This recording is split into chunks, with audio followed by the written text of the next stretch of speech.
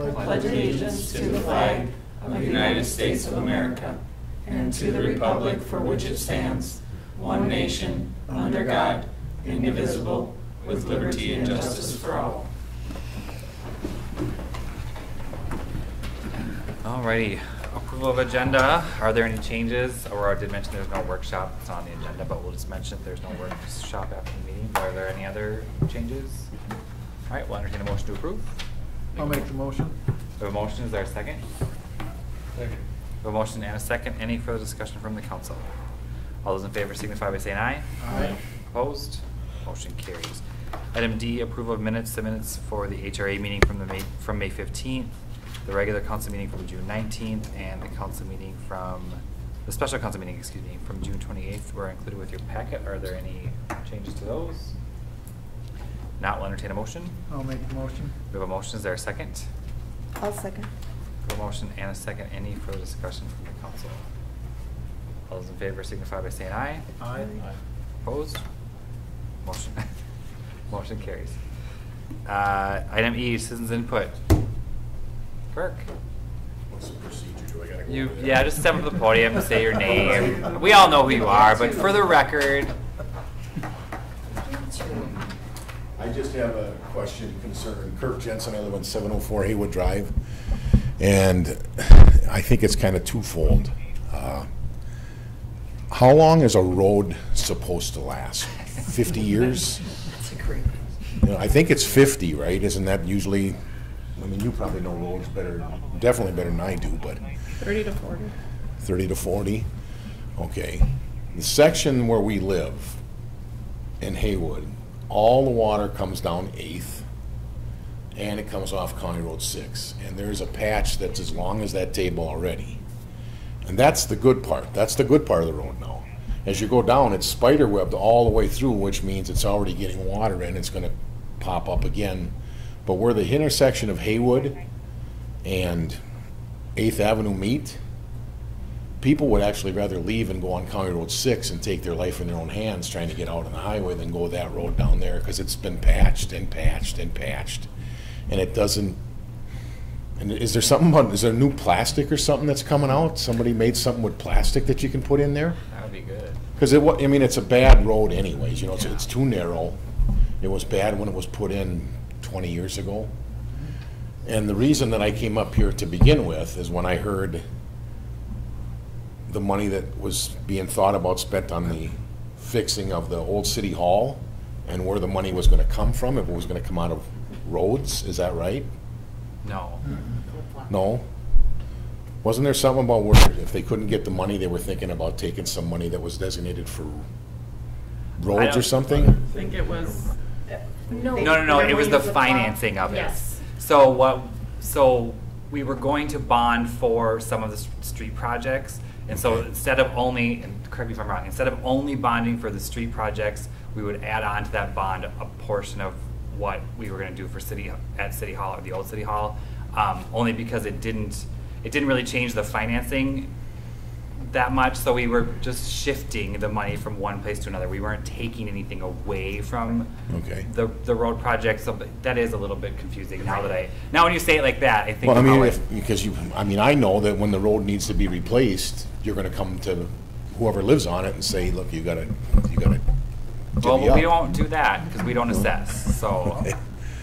So that was just one of my concerns there. And what is the status of the old city hall? Is it really $1.6 million? And are we, a town of 2,000 people, going to spend another $1.6 million on a building we probably already spent $1 million on? Let's talk about the roads first. So we'll hit that. So let's talk about that first. And I don't know, Aurora or Sheila, maybe you can, and Tom, since you're here, we can talk a little bit about the plan for the streets. And you know, we don't need to get down into the details, but I mean, there is a plan. Yeah. Not soon enough, I know, but at least we have a plan. So go ahead, Aurora. Right, yeah, so the city engineer and as well as city staff have been working on developing a 10-year pavement management plan, which basically lines out, it rates basically the condition of all our roads and determines if they need more surface maintenance in terms of seal coating, or if they need more significant maintenance like edge mill and overlay, or when they're eventually completely reconstructed. So we've done that for all our city streets and are working we've kind of laid out a timeline for seal coating them. Yeah, more we have extensive. a time frame for seal coating, but as far as the reconstruction projects and the mill and overlay projects or reclaim and overlay, we're kind of taking it as there's money available. Is that what they We did have here? a They seal list. coated this one when they Yep. did it? Is that what they Yeah. did? Yep. Okay. Because I thought this one was in pretty good shape compared to the one I live on. Right. Yep, Yeah, a you want seal to coat isn't coat- gonna fix. Yeah. No. Okay. And you want to seal coat roads, usually the best is 2, 3, 4 years after they're built Yeah. to get the longest life out of them. So the older streets like Haywood, we're basically writing those off as far as seal coating, Okay. because that won't do Right. anything to your road. And do you have any connection to people in MnDOT? Do they have to put That's a the loaded manhole question, covers Kurt. right where your wheels drive? If we'll follow people down, he could give DWI tickets following people down County Road 6 with the manhole covers zigzagging around them. But they are where the pipes are. That's just Right. kind of where the way Yeah. it goes. That's Standard all, that's, practice would be to try to put them in the middle of the drive lane or Yeah. the center line, but it doesn't always work out. that's all I had. I was just very curious. So I mean, back there- to your street just for a second. Yep. So there is a schedule. I don't know what it is off the top of my head. I or can't pull it up. might not either. Well, but we don't. We're trying to. Yeah. I don't want to use the word save, but we're trying to earmark the money Yep. from year to year so that we don't have to borrow as much when it comes Mm-hmm. time to do the road. And I'm sure, as you know, there's an economy of scale, so the more you do, the better price you get. So Yeah. to just do one road at a time isn't cost effective. So we've been trying to, we've been working on the plan, which it seems silly to say we've been planning to make a plan, but that's really what we've been doing. Yep. So that we can do these projects, before they get Yeah. to the point of Haywood. Because they were down the other day, and I don't remember the guy's name, that bigger fella. Filled holes. Oh, Tim. 3 days Yep. later, there's twice as many in the same area. I think you know where I'm talking, right? Yeah. The whole section of that road is just terrible. So it's on the plan. Okay. But Yep. But to your second question, the City Hall question, yes, the bid was $1.6 million, which was about $700,000 more than we were expecting it to be. So we rejected the bid and sort of are going back to the drawing board, I guess, a little bit and finding ways that we can cut costs of the project, and then we'll go back out for bids again. The timing was kind of bad for when we did it. We were kind of at the end of really the bid season for construction, so we're hoping to go back and get more favorable bids and then be able to still do the project and use less city funds and be able to cover it with some of those other funding sources that were. I mean, I know it's old, but once Yeah. you get to the point where you just say, geez, do we really want to, we could build a new building that, Yeah, versus- but I feel like we have a responsibility to take care of it. I mean, it is an asset of town.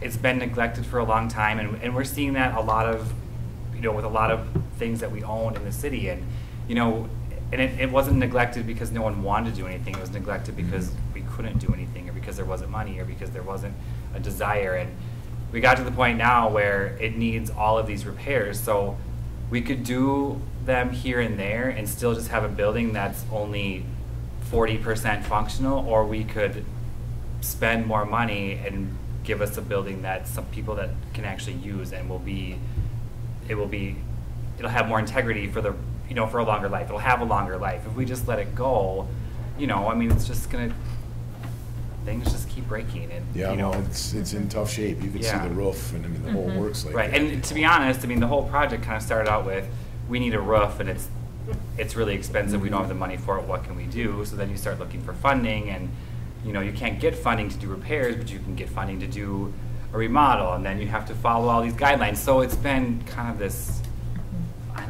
3-5 year longer.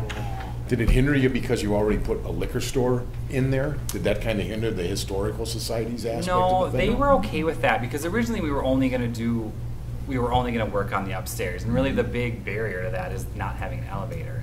So if you want to make the space usable, you need to be handicap accessible, which means you need an elevator, and that's kind of a big cost. It's Yep. $350,000 or something like Yeah. that. So right there is a fifth of that 1.6 million or whatever. But having that liquor store on the main level didn't really deter any of the funding. But then as we got through the project, we thought, well, do we remodel that main floor and make it more usable for more liquor retail space, or do we leave it as is? I mean, we've kind of, we go back and forth on that. I mean, now we're leaning toward making that whole main floor retail space for the liquor store. For the use of liquor store, and because someday if it's not a liquor store anymore, it'll be more attractive to lease if it's a larger space. So we have lots of options. And that day probably is coming, right? Where cities are out of the municipal business. There's not many left, is there? There aren't many left. And the ones that there are, I mean, have marginal success. Yeah. Yeah, it's tough. There's competition. I mean, you know, Yeah. we used to not have as much competition. We have people who commute, you know, they choose to live here, and we're thankful for that, but they also pass 20 liquor stores on their way home, some that can offer them their beer. Well, they're smarter now too and don't drink as much anymore. Yeah, that's probably I don't know about smarter, Kirk, but maybe they don't drink as much. Well, that's what I'm gonna say for me. I don't know Okay, about you. there you go. That's all I had. Well, thanks for coming. I hope we answered your questions. Yeah, and- I'll stick around. I Yeah. haven't been to one of these in a while. Well, you picked a short one, because we Yeah. don't have much to go on tonight. All right, well, thanks, Kirk. Item F, council committee reports. Does anyone have anything to report? From Parks, from last week, Parks. Sure, yeah. Last week, we met down at Dutch Lake Park and went over any. The entire Parks and Partnership, sorry. Sorry, yeah, the Dutch Lake Park itself. No, but I mean the entire Parks Commission met? The entire Parks Okay, Commission got it. met down there. And we went over you know, what we kind of thought was going to be immediate improvements needed, things added.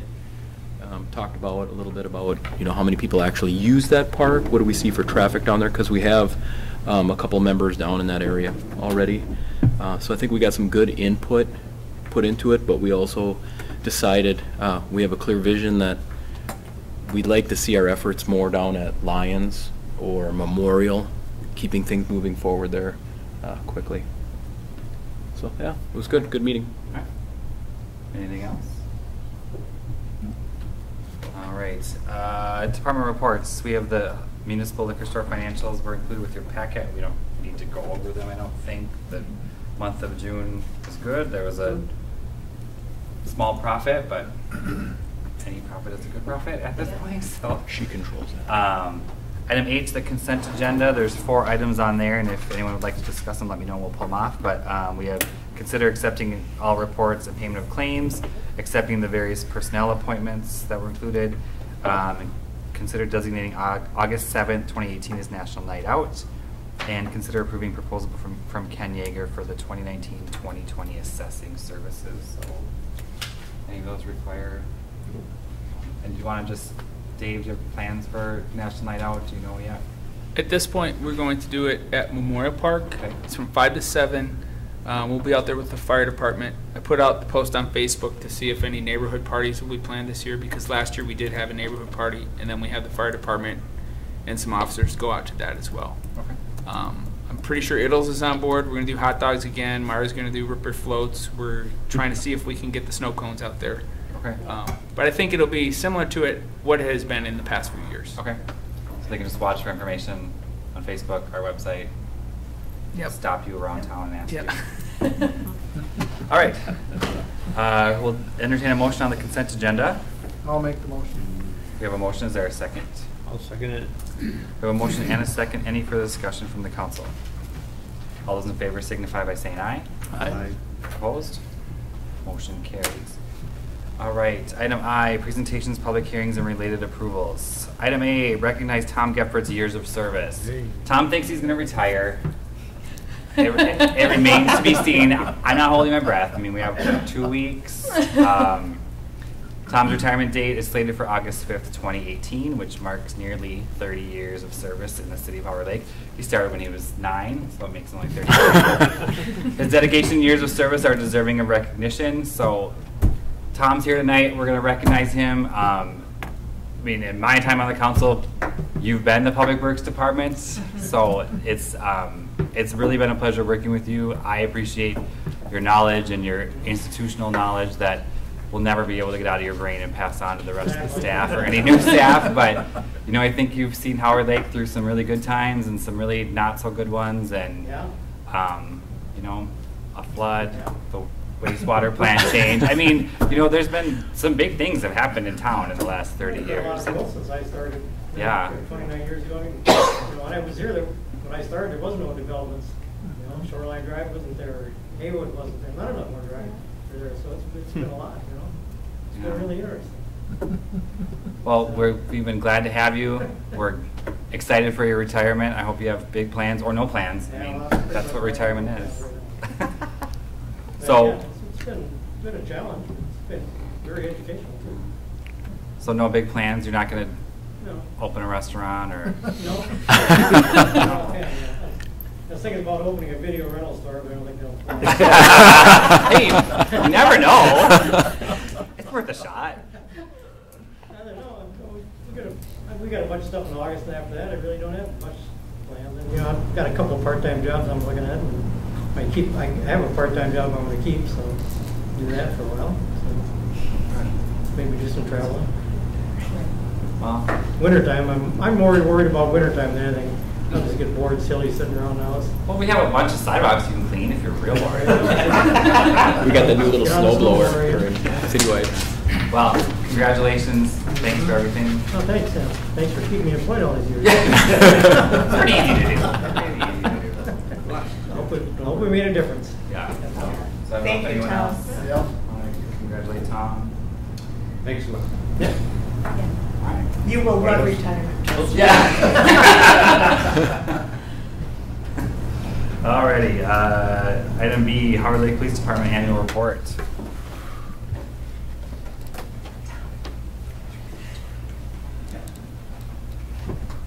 Halfway through the next annual. Yeah. We get to the annual report. Mayor Zimmerman, council members, other guest citizens, the following is a little glimpse into the Howard Lake Police Department's activities in 2017. Next slide, please.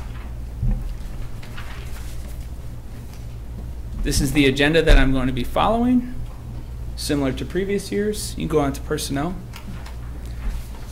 Small change in personnel from last year to this year. When I briefed 2016, we did not have the CSO at that point. We have the CSO now. So we still have myself, obviously. Been here almost 5 years now. Doesn't seem that long, but it was 2013 when I came here. Eric, Sergeant Anderson, has been here since 2006, became sergeant in 2008. He's still our background investigator, our evidence custodian. He's our primary firearms instructor. Derek came along about the same time. He came on as a part-timer, and then he was hired full-time in 2007. He's our school resource officer, as you know. He's our primary training officer for new officers. He's our use of force taser instructor, as well as all-around squad fixer guy, computer fixer guy, and pretty much the MacGyver guy who does things around the department when we need things fixed. We started out with 4 part-time officers. We were at a low last year when I briefed this. Danny Schmidt left. We didn't replace him, but we brought on 4 more officers, and I will talk about that a little bit later. I'm going to go down by name and talk about each of the officers and a little bit background about them, because I get a lot of questions about that. And I actually have a picture that has most of them, because people are also ask me from time to time, hey, who is this guy? So I'm going to try to help you all out with that a little bit tonight. Derek Bose just graduated his skills at Alex Tech. He's home for a brief vacation, and he ships off next month to the infantry school at Fort Benning, Georgia. He decided to enlist and become an infantryman in the Army for 4 years. And then he hopes to take his peace officer license exam and academy in Colorado and become a police officer in Colorado at the conclusion of that. So good luck to him. Jordan Goodman has replaced him, and he's a good guy as well. If we go to the next one, it shows the personnel. Obviously, there's myself, Eric, and Derek on the top there. You have our reserves. Brandon Cockey, I think some of you are familiar with him. He's from the area. He's the sergeant for our reserves, and then Tom Christensen lives right here in Howard Lake. Ken Coots just passed his, he's no relation, I don't think, either. I don't know. He doesn't believe so. Haven't talked to him. He just passed skills as well. He was in the class with Derek, and he's now license eligible. So he has already applied for our vacant part-time officer. He has been a reserve officer with us. He finished his Alex Tech education. He finished his skills, and now he wants to come on as a part-time officer. So that's what we'll have our police commission meeting about next week, about what we want to do with that part-time officer spot. And then Pat Chiro, we had his brother on the department when I got here as a part-time officer, and he came on as a reservist. His brother has left, but he stayed on as a reservist, and he continues to enjoy to be a reserve with us here. On the part-time officer side, we have Kyle Thompson. We brought him on this year. He's a former Wright County Sheriff's Office deputy who's now a real estate agent, and he wanted to keep his license active, and he wanted to continue to do police work, which is good for us. We get an experienced officer here to work part-time. Tony Booverhouse is a current Wright County deputy who wanted to get some more hours part-time, another good officer to have on board. He's also a major crimes guy. He's trained in that. Steve Bonnick, we all know. He's from Howard Lake. Went to St. James, I believe. He's getting close to retirement, so his thought was, I want to get on part-time with Howard Lake, and he can continue to work here after his retirement then, part-time. Megan McDonald was with us part-time. She got a full-time job at Ramsey County, and when she got done with her probationary period, she came back, and now she works for us part-time again, while she is currently a Ramsey County deputy. Ashley Holtz works for us in Foley part-time. I don't anticipate us keeping her through the year. She's been here about a year, and she's starting to apply full-time at larger agencies. So I anticipate she will not be here much longer. Crystal, as you all know, most of you know, was a part-time officer with us. She became a full-time deputy with Wright County. Now she works for Elk River Fire, and she's part-time with us again. Ken Rollins, retired Mora police officer, works part-time for us. I think we'll probably have him for 2 or 3 more years. I think he's starting to think he wants to really be retired and spend time with his grandkids. And then Ken Coots is who we're anticipating perhaps we will put in the 511 badge that's open right now. And then CSO Jordan Goodman, he anticipates starting probably this fall, maybe not till spring, at Ridgewater, starting the law enforcement program out there. So in a couple of years he'll be ready to be licensed. And that's the department as it stands today. From left to right on the picture there, you've got Tom Christensen, Reserve Officer, Pat Chiro, Reserve Officer, obviously our giant SRO and teddy bear, Derek, Crystal Fair, Ashley Holtz, myself, Megan McDonald, Ken Rollins, Sergeant Anderson, Brandon Cockey, and then Jordan Goodman, the CSO, is on the far right. That's everyone who was there for the parade. So that's not quite everybody. We didn't have everybody on duty that day, but that is as many of us as we can almost ever get together. Another reason for a parade. That's right. Nice picture, too, with the lake in the background. Yeah. Tom's wife takes those for us. Tom's wife, Michelle Christensen, every year she takes the picture for us because she has a cool camera, and it always turns out good. We try to do it ourselves, and it doesn't turn out. A selfie stick with your iPhone? Or? Yeah, exactly. Did not work. There's glare and all other kinds of problems when we try to do that. So now that we talk personnel, we'll move on to the actual incident data. And once again, every year for 4 years, I have talked to you about the Danny Schmidt factor. Okay. So our incident rate changes by whether Danny Schmidt works for us or not. It's all citations, and he liked to do traffic stops. So as you see in 2014, he worked for us. We had 489 citations in 2014. In 2015, he did not work for us. We only issued 289. He worked for us last year. We issued 703. And then he did not work for us. I mean, he worked in 2016. In 2017, he did not work for us for only the first 3 months, and we only issued 286 citations.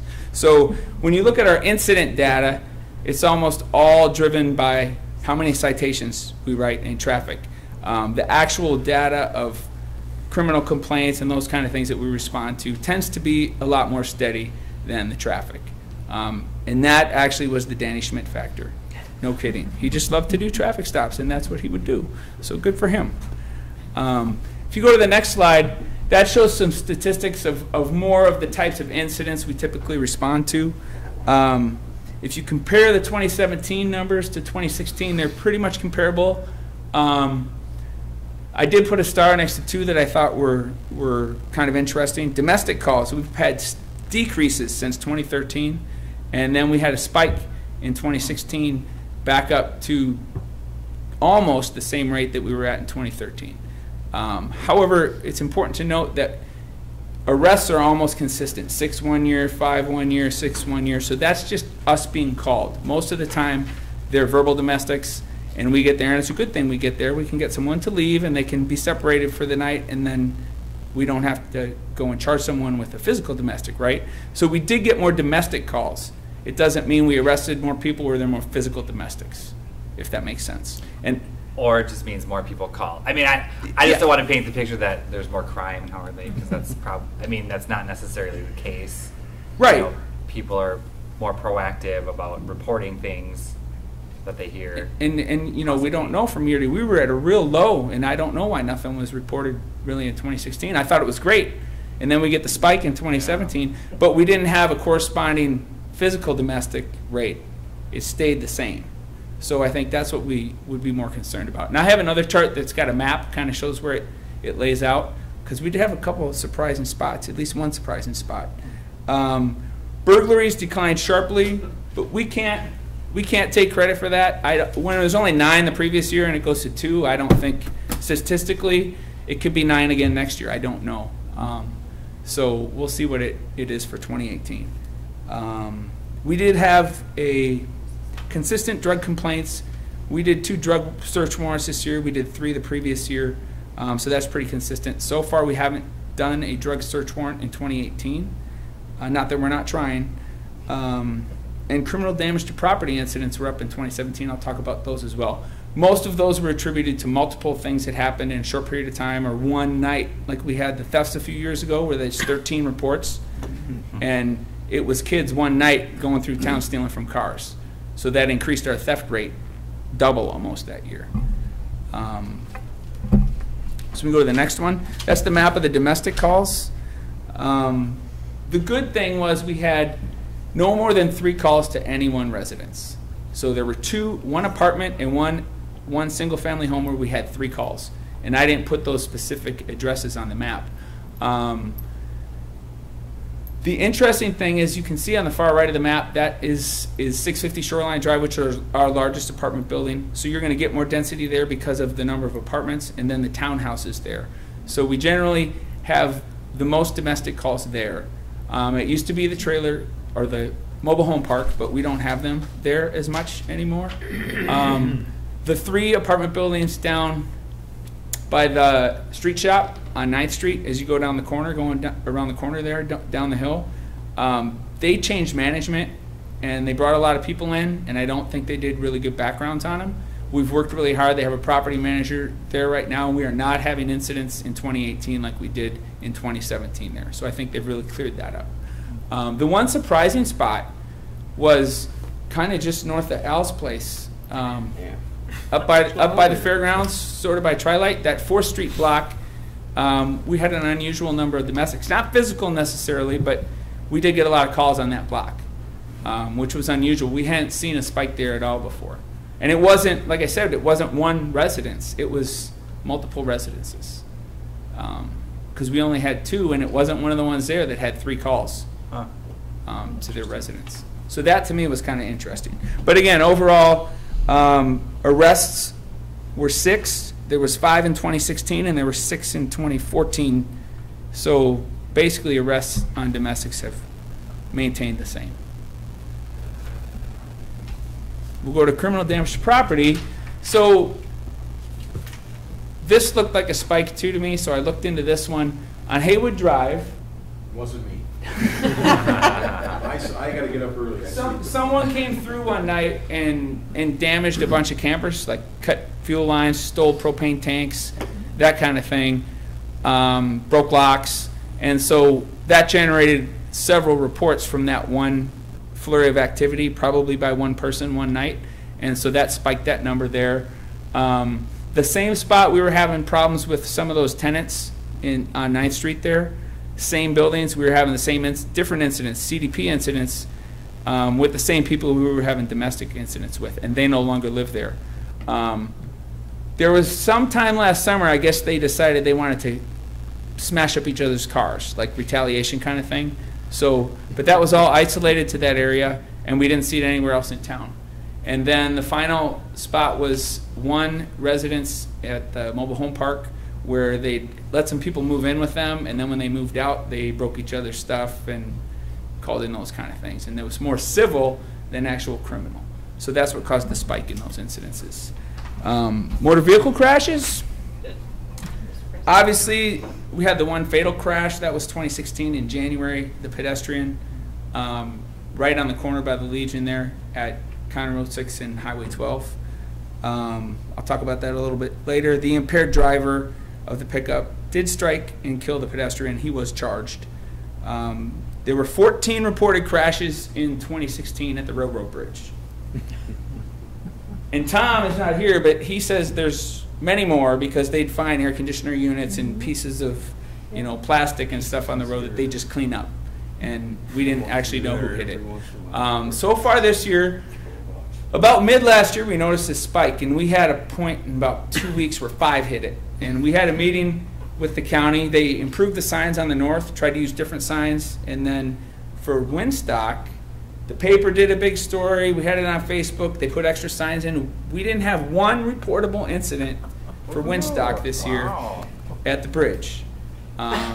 Doesn't mean it didn't happen. Again, Tom may have found some plastic or a piece of a HVAC unit from the top of a camper out there. But we did not have like the truck wedged underneath it or the RV wedged underneath it. That did not happen this year. So positive.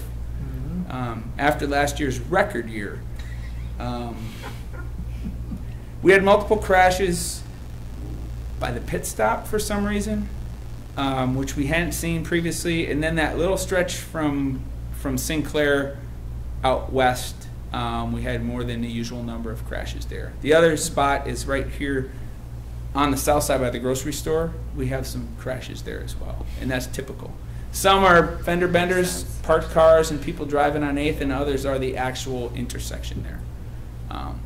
Both the one by the Legion and this one here, typically at different times, different years, they will have a higher number. But they generally have a higher number than the rest of the city. Questions on that? Okay, again, significant incidents for 2017. I talked about the pedestrian crash already. Officer Fair and I responded. I was just going off duty. State Patrol came out and took care of that crash, and they did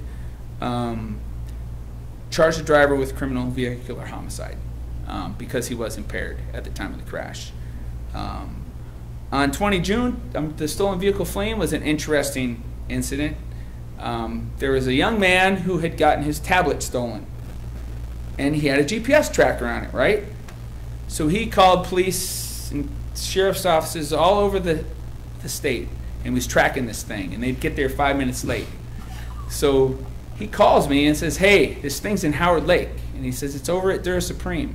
So I try to drive over there, and he says, now it's in the Lions Park parking lot.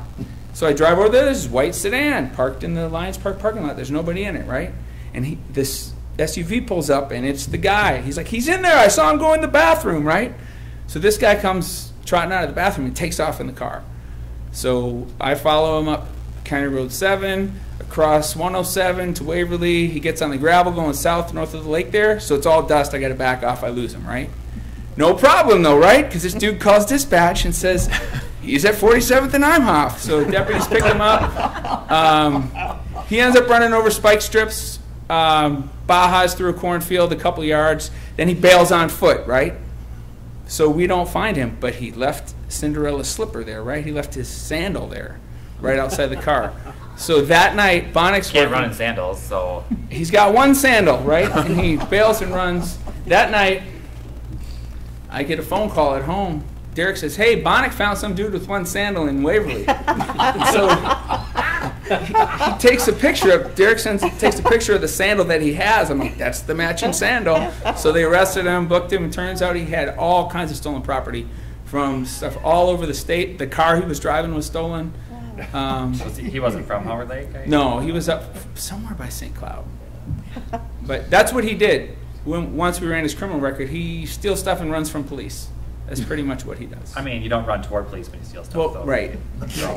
But so I thought that was really cool. The guy had the tablet in there, so he got away from us, and he calls dispatch back. I know where he is. Kind of a cool story. Then I the thought you were bridge, gonna end that with now he's a reserve. not in Howard Lake PD.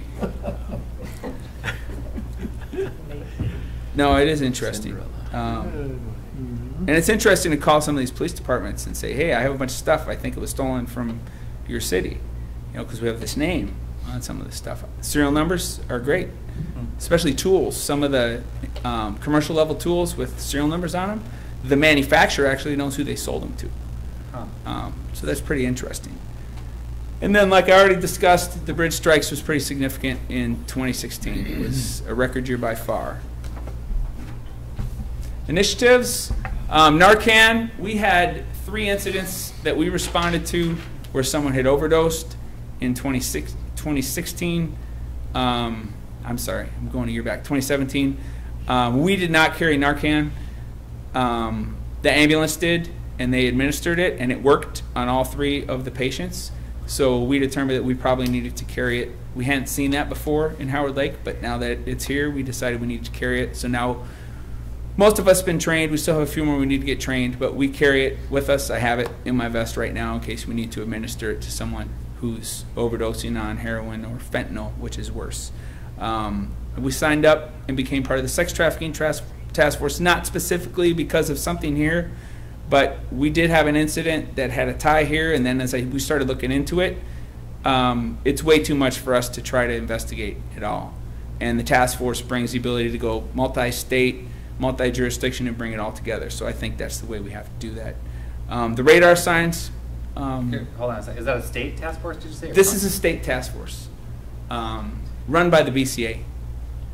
The radar signs, I think, have been a positive thing. The county went half and half on us on the ones on the north side of the lake and on the south by the cemetery.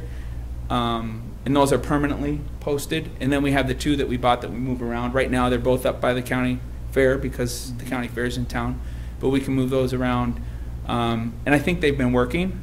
They actually do slow traffic down, and people have commented to me, I didn't realize I was going 45 coming into town by the cemetery. So I think it really does slow people down to some degree. The CSO has been really nice to have. He does some admin things. He's really focused on code enforcement, and that has always been something kind of on the side that we did when we had time. Now we have someone who focuses on that, and it's allowed us to do a much better job of it than we did in the past. He also does some maintenance on the vehicles. He does our radar signs, changes the batteries, that kind of thing, coordinates to get the radar trailer with the CSO from Orono. So he does good things for us, transports evidence, transports animals up to Crossroads when we happen to get an animal and he's on duty. How many hours does he usually put in a week? He works somewhere between, it depends on the week, but 15 is roughly at somewhere between 12 and 18. So we try to get him more consistent because when Derek started, it was kind of hit or miss, and then it was hard to say, this is your task, this is what you're going to do. So now, currently we got Jordan Monday, Wednesday, Friday. He comes in the morning, stays till about 1 o'clock in the afternoon, and that works well. You can give him jobs, this is what you do on this day, and that helps him have a more structured day. And it helps me, too, to be able to supervise him better when he knows what he has to do. So that's worked much better than hit or miss hours like we had initially. Questions on that? Facilities and equipment. We are in the middle of our transition to Zerker. We are still on LATG 100%, but we've gone to some training. They've taken a lot of data from us. They're already preparing to switch us over IP addresses and those kind of things. We've done this ahead of time with the BCA because these Zerker guys have done this before. So we're doing everything ahead of time. So hopefully right now we're thinking sometime November is when we'll flip the switch and we'll try to be on Zerker, which will help us tremendously to be exactly real time on the same system as the sheriff's office and the other 2 police departments. Everybody in Wright County will be on the same system, and that will be awesome for us. And then we did body work up at, when the pit stop started during body work, they did some body work on all 3 of our old Tahoe and our 2 Crown Vics were all having rust problems. Well, they cleaned that all up and it didn't cost very much, so I thought that was, we look way better. We send one of the reserve squads to a parade and there's rust on the quarter panels. It just doesn't look good. So looks a lot better. They're black like they should be and shiny. You know, they proudly represent Howard Lake that way instead of looking kind of terrible. School resource officer, there's Derek. picking on the kids. Actually, one of the girls at school had the idea that she wanted a self-defense class for young ladies. Good And idea. Derek was approached. He said, "Sure, I'll do that." So he took a group of young ladies and kind of taught them how to defend themselves up there at the school. And it was well received. The girls liked it. Derek thought it was fun, of course, because whenever he can teach that kind of stuff, he likes that. He's our use of force guy. Boys got nervous. He handles a lot of incidents up at the school, anything school related. He's way familiar with the way they do things, and it really helps us to have that presence in the school. All the kids know him. He does DARE in 5th grade at St. James as well, so everyone gets to know Derek when they're kind of little guys. So then when they're in the high school, I think they're more likely to go talk to him about something. I don't like to say it. We do get some tips from the kids about things going on with the other kids, and that's a good thing because we have him there in the school. The reserves, they volunteered 249 hours to the city last year, and that's all volunteer hours. I think that's pretty good. You have Tom and Jordan at the carnival that Community Ed puts on at the school, and then you have Ken Coots and Derek, who were out at the symposium that was at the high school where they talked about sex trafficking, drugs, and I think social media were the topics they covered. So we had a display of all kinds of different drug paraphernalia down there and some literature that we handed out at that event. We also help with, as you know, the reserves help with the turkey tag-along, with every event, NNO, obviously Good Neighbor Days, the county fair, they help with all that. National Night Out, another good event. Our royalty got a little out of hand last year, so we had to put them in the squad car. Actually, they had a lot of fun out there. So that is what I have for my annual report, and subject to your questions, that is all I have. Thank you. Very good presentation. Yeah, very good. Yeah, thanks. Yeah. Any questions? No? All right. Thanks. Keep up the good work. And happy anniversary coming up. In October. Oh, well, then we all. That's my start date. All right, let's see, where are we? J, new business. Item A, consider approving the Public Works job description. Yes, thank you, Mayor and Council. So, in preparation for Tom's retirement, we really felt the urgency that we needed to really conduct a thorough review and update our existing job descriptions to better meet our organizational needs, as well as to account for already existing duties that were missing from current job descriptions. So the city began a compensation and classification study in March of this year with David Drown and Associates, and we decided to go forward with this study because it was a multifaceted approach. It would update our job descriptions, it would review our current pay structure and check for internal and external equity, and it would update or recreate our grade and step compensation system for the entire organization, accounting for new job titles, new job descriptions, which is something that the city hasn't done in 20 years. So it was more than time to do that, and it just made sense to do them all together, since one builds upon the other. And so since that study began, myself, the city administrator, and Councilor Dieter formed a project team to meet with Tessa Melvin of David Drown to go over the project and outline our next steps. And from there, every full-time employee was invited to a kickoff informational event where Tessa was there and explained, this is what it means when we update job descriptions, here's what you can expect.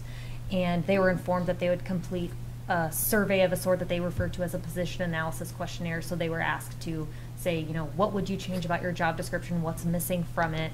How do we update it, essentially, to get input from all the employees.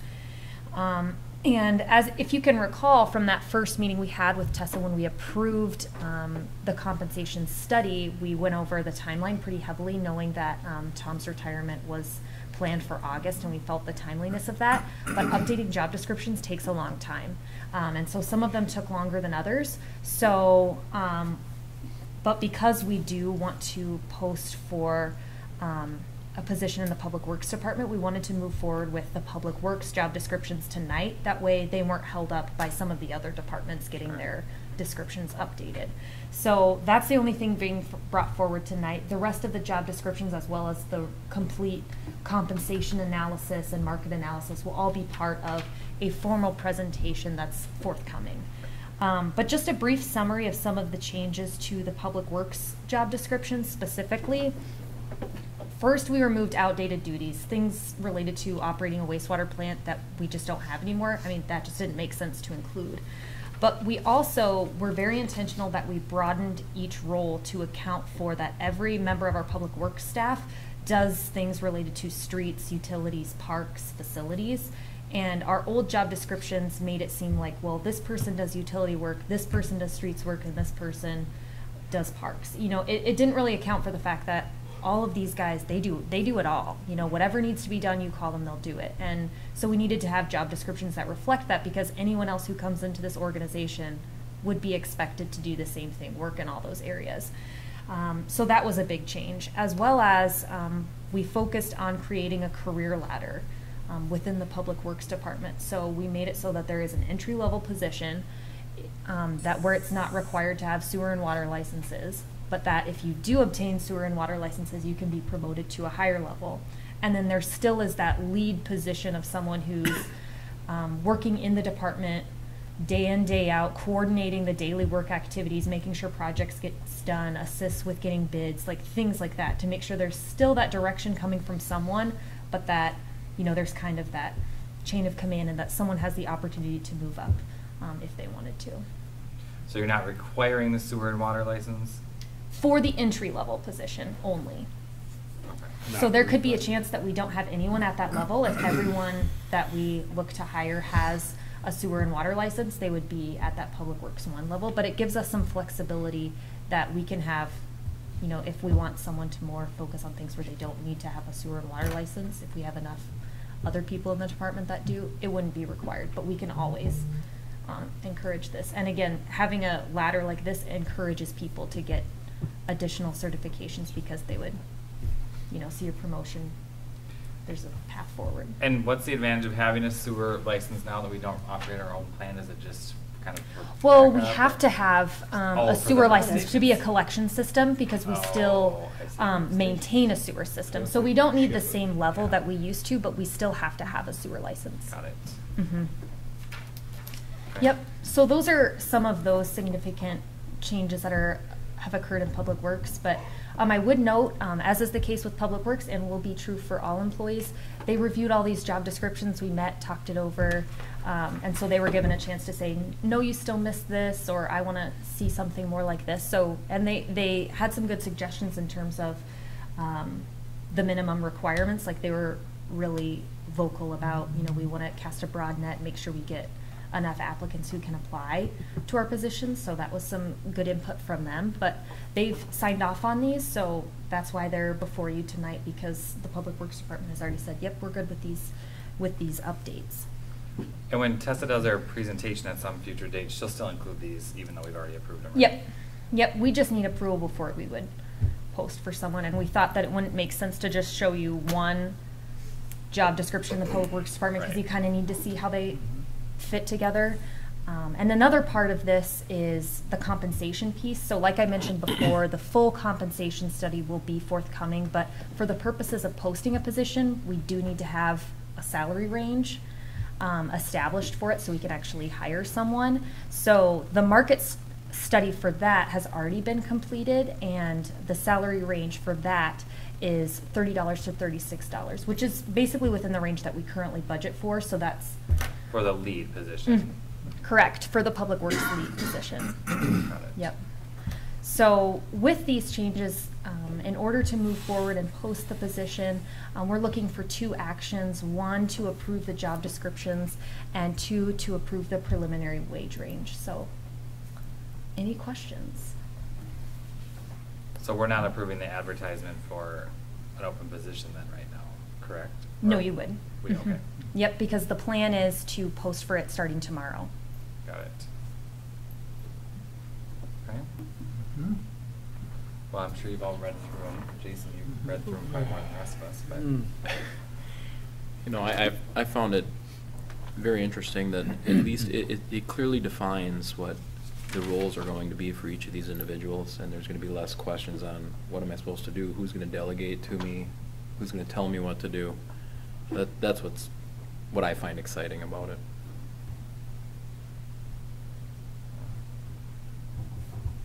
And hopefully in the future, they're all in the same space, same building.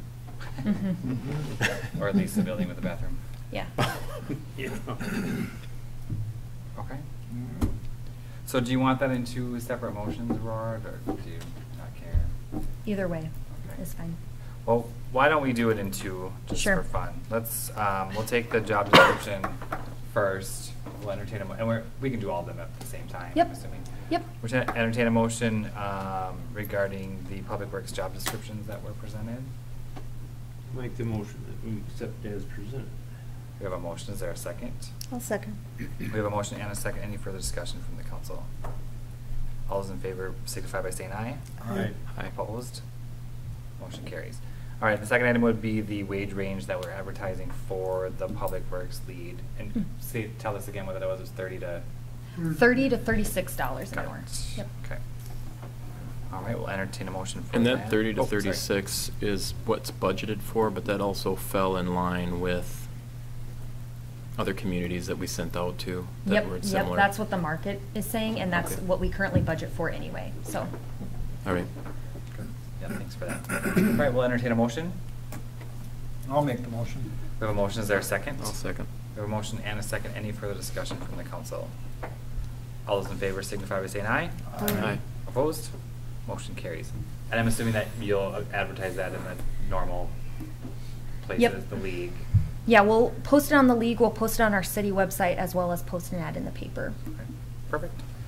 Well, good luck. Yes, we hope we get someone good. Yeah. All right, item B, direct the advertisement of bids for the Historic City Hall Preservation Project. Alrighty, so we've kind of touched on this a little bit already earlier at the meeting, but just as a reminder, in June, the city council rejected the one bid we received for the Historic City Hall Preservation Project. And that was because we only got one bid and it was significantly higher than our construction estimates were. And so given that, we reached out to plan holders and other potential bidders and said, you know, why didn't you bid? Or, you know, what were factors leading into that? And the feedback we got was that the timing was really bad. It was in the heat of construction season, so they didn't have time to bid on it. And two, there wasn't a good availability of subcontractors to get information from them. So in order to attract more bidders, they said that actually late summer would be a better bid timeline. So we're looking to attract more bidders, but more specifically, more favorable bids. So we've revised the project timeline and proposed a new bid schedule that is more flexible to try and do that. So the proposed project timeline is to open the bid letting on August 1st, have a pre-bid meeting August 22nd, conduct the bid opening September 11th at 2 p.m., and then award bids at that council meeting on September 18th. And then where we tried to be flexible is in both the project commencement and the project completion dates, so that way they can line it up better with whatever their work schedule is. However, we've noted in the plan, since we do have a timeline for grant proceeds for the elevator, that's stipulated in the bid documents that Okay. the elevator would need to be finished in time, but that we can be flexible on some of the completion of the other components, just so we can try and entice anyone to fit it in, give us a more favorable bid to make that happen. As we kind of touched on earlier tonight, our estimates were about $900,000 for this project, and we've talked about the possibility of bonding for the project if needed, as well as, I mean, we're still planning to use those grant proceeds from small cities, using the Voyager revolving loan fund, our insurance settlement to cover the roof, as well as the donations from the Historical Society for the project. So we'll kind of determine what happens in terms of needing to bid. Hopefully we get a favorable bid, and so it's much easier to do that. But again, what we need to do first is we need council action directing staff to advertise for bids for the Historic City Hall project as presented. I'll make that motion to advertise for bids. We have a motion. Is there a second? I'll second it. We have a motion and a second. Any further discussion from the council? All those in favor signify by saying aye. Aye. Opposed? Motion carries. All right, there's no old business that I'm aware of. Administrator's report, there was just a list of council, or upcoming Mhm. meetings that's included with your packet. We don't really need to go over that. It's just for your information. So I will entertain a motion to adjourn. I just wanted Oh, a quick sorry. question, Sure. kind of an Sorry. update on the projects really quickly. Oh, sure. You know, like The- the Munsons and Oh, the- yeah, good idea. Thanks. Jen. Yeah, Sure, so. because everybody's asking what's going on. Yeah, I'm really no, going, no, "Oh." yeah, I'm glad you brought that up, yes. Yep, so there's been a lot of construction going on in town this week, and especially today. RAM was out at the Munson site. They're doing remediation right now. So there's someone on site looking at the soil and cleaning that all out before they can do construction. So I think they'll still have a while of cleaning the site out and getting that approved of properly for where they dispose of that before they start I construction. heard they ran into a little more than what they expected. Oh, really? Yep, Some places, I'm sure they would. yep, Like yep. tires? Huh? Tires, just a mix of stuff, so. Yeah. The You know- tire, the row of tires is getting longer and longer. Yep. They keep Yep. popping up. But Yep. They're It's a, easily I mean, it's a removed, contaminated site, which we knew. So they're just dealing with cleanup of that. And the agreements with Munson's, those are progressing like they should? Mhm. I mean, with Land O'Lakes, I guess. Yep, Munson yep. Land So O'Lakes. those are, I think, getting finalized. I need to check in with Nick on where some Okay. of those are. But yep, those have been developed, and I believe Land O'Lakes has seen drafts of those. So those are progressing. Other projects you have questions about? The Legion? Just the Legion, the parking lot. Sure. The Legion, obviously, they've been working on the wall foundation and pouring the walls. Once those are up and cured, saw there's an electrician out there too, putting in some conduit for our new light, and we're gonna have outlets on each of the columns. Nice. To use for Christmas lights, I suppose, or what have Yeah. you. Charging your cell Um, phone. So that did get added, and as soon as they're done with the walls and they're cured, you'll still start seeing them fill in, and then the project wow. from there will go pretty quick. Yep. There have been They'll a be lot filling of in. questions of, why is there footings for a parking lot? Why do you have footings for a parking lot? I've heard that a lot. I know. For a wall, for. Yeah. For a wall, I right. thought it would be a parking lot. What are the walls going Yeah, to be? yeah, that too, right. Yeah. Yeah, so that'll get filled in. The rest, after that part's done, should go really fairly quick. So Imhoff, they were working on getting those utilities in, and then I think we'll see that trail and the last lift of bituminous get put on Imhoff in short order as well, so. they're Whatever also- happened with those property owners? Did we ever get? We just started with- Yeah, so Oh, okay. those legal agreements have all been drafted and sent Oh, out. So, okay. yep, we're on it. Not a problem. Good. Yeah, we did some legal descriptions of easements, Mhm. and we're getting about another 10-foot easement. There is a 10-foot drainage and utility easement as per normal with all our plats at the front. We're getting an additional 10 feet Yep. for the sewer. Mhm. So that's getting done, and then I know they want to get right back in and finish up the driveways and the trail and get the last lift of blacktop on the Yes, 'cause road. the rumor was we ran out of money, you know? Yes. Yeah. That's what I heard. Don't you just. That's why that's why the project. The permits and all this 'Cause that stuff for these happens so projects often. have just not gone that well. Yeah. But we did finally get the BNSF stuff. I believe it has to be signed and sent back, but we actually got approval to move forward on that. I think they've been Wow, over there from the grading. railroad? That quick? Yeah, we sent it in the end of February. I actually looked back at timelines of what we did. I mean, so, still, though, that's- Wow, Yeah. yeah, that is Less than good. 6 months. Yeah. Killed it. So yeah, everything's progressing. Hopefully now, obviously, our original completion date on the projects was July 15th, which has come and gone. Yep. So, not, obviously, was more our issue in the permits. Yeah. Mhm. You know, with the MnDOT permit on the parking lot and stuff, just, obviously, that's not the contractors. Well, and those properties too, I mean, that kind Right. of, we held up Yep. that Mhm. too, So- so, that's okay. But hopefully now that we've got the okay to move on every piece of it, we can just Keep trucking. keep Yep. trucking, and it'll come together and get done here shortly, I hope. So, Anything further down at Memorial? Did you hear anything from any of those folks down there at with the orphans? On the ledge? Yeah, so I've talked with them. I talked with Mike Gagne a couple times this week, and we discussed the ledge briefly, mostly just other small maintenance stuff, but not any bigger Is it projects that- that need. I went back down there Is it that before the bad? meeting, and one of the kiddos was down there, I think, doing some work, and the ledge looks like it's getting taller than shorter. What ledge are we talking?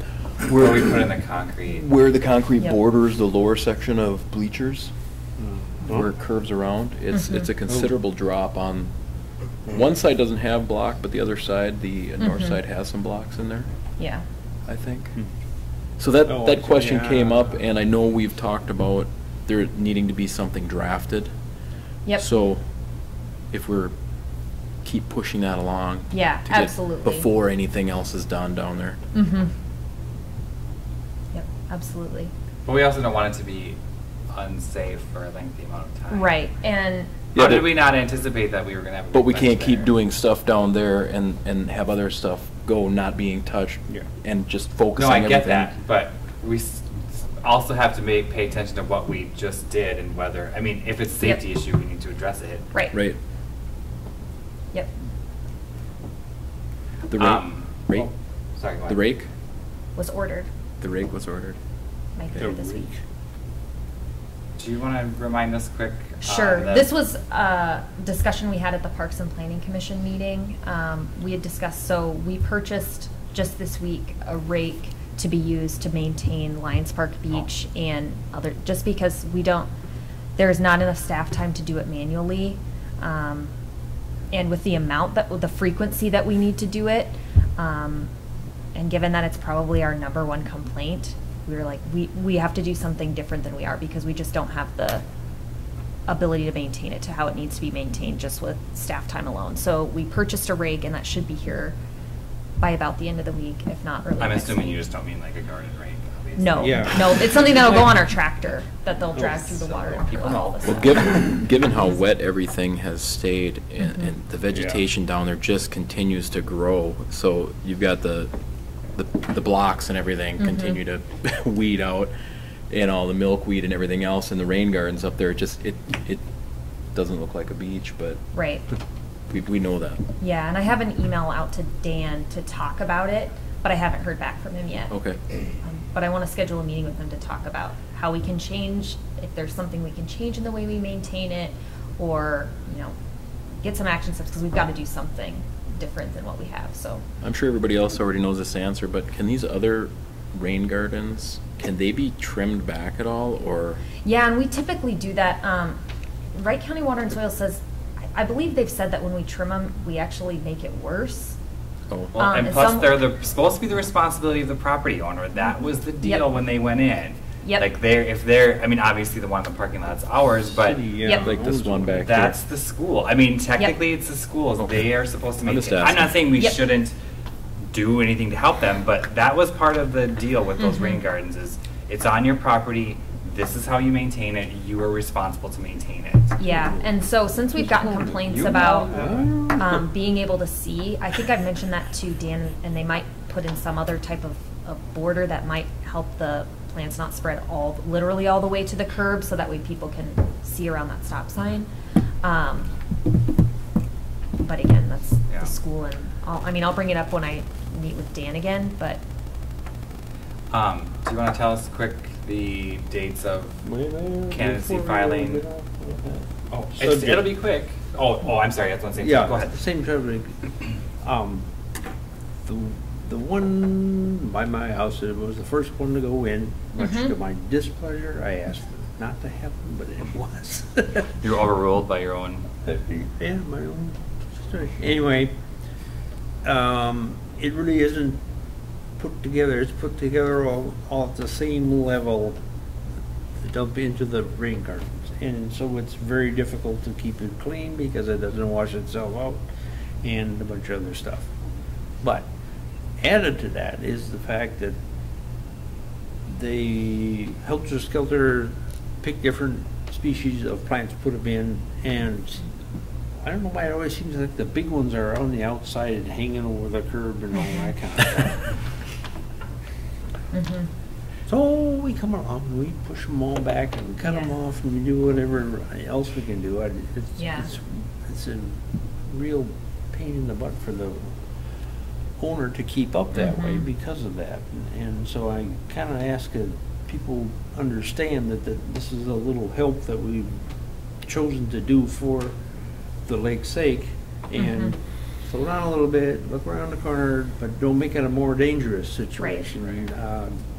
Take it into effect that if you can't see around the corner, then don't go. Yeah. Sneak up on it. And I'll get off my box. Okay. Sure. In terms of candidate filing, so this was posted in the paper, so the general election is obviously November 6th. And the filing period for, we have 2 council member seats that are up for election, as well as the mayor is up for election. And the filing period starts at 8 a.m. Tuesday, July 31st to 5 p.m. Tuesday, August 14th of this year. And so you can file at City Hall. What day is the primary election? It's the 14th. 14th, right. Okay, that's what I thought. Okay. Primary elections. Yep. All right. Anything else for the good of the order? I have one question for our city engineer. Do you normally get involved with any of the railroad crossing work that happens in the town? I can, if you would like. It depends on How the do I town. answer this It one? depends on the Yeah. town. I mean, You'd rather not, but, no, what I mean, they went through town and pushed a whole lot of ties and did a whole lot of work, tremendous amount of work. I don't know how they can do all that, except for some grand equipment that's fun to watch. But they also did on 13th Avenue, completely took out the intersection, didn't do it at all. And took all the old ties, or the old, what we call them, timbers that you drive over when you go so you over can't there. drive over it? No. Oh, sorry. And use exactly the same ones that they took out back in, and they're Yep. just a humble mess. And it seems like going down the north side of that, it's a whole lot sharper over the tracks and down the north side than I did before, so I don't know if they slipped up on some of the specs there, or Trying to discourage use. Huh? Or they did Yeah. the exact minimum that they had to do. Yeah. Which is Yes. probably But- what's likely, yeah. I mean, I wasn't notified they were doing any work or anything. I mean, Oh, they don't we have to can go to ask them railroad. about it, but I don't know how far we'll get. But we Yeah. can definitely, See, we got the fair going on here this week. yep. Mhm. And we got a facility over here with a bunch of people in wheelchairs who want to go to the fair. Yeah, It's only a block or two. So they're going to wheel them down there and go over that awful with crossing. wheelchairs. And I volunteered as one of them to do that. And I told them to go and check it out, see if you really want to do that, because I'm very dissatisfied with the way that intersection came out. And the sun's still up, so if you want to check it out, go right ahead. I'm gonna go down to Haywood. Yeah. Be Yeah. careful. We got both ways to go here. You know We're more. adjourned already. Yeah, if Haywood's deteriorated, No, we're gonna have to adjourn. hold that up. Do we have a motion in a second to adjourn? Yeah. No. Oh, entertain a motion to That's what's gonna adjourn? be the I'll problem. make the motion. Do we have a second? I'll second. All those in favor signify by saying aye. Aye. Opposed? Meeting adjourned. Sorry, I thought we adjourned already. Honorable Council, I don't know if Aurora has mentioned this to you, but I'm writing an article about our retiring public works staff. Oh, okay. And I sent her an email asking her to ask you for quotes, which are. Oh, which I did not do. Okay, well. The first time you're tomorrow. hearing of this.